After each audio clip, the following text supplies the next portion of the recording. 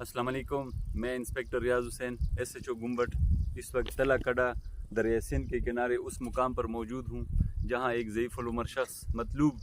جس کا نام مطلوب تھا نے افسران صاحبان کو استدعا کی تھی کہ یہ زمین میری ملکیت ہے اور یہاں پر غیر قانونی ایکسیویٹرز لگائے گئے ہیں اور وہ میری زمین کو خراب کر کے سونا نکال رہے ہیں۔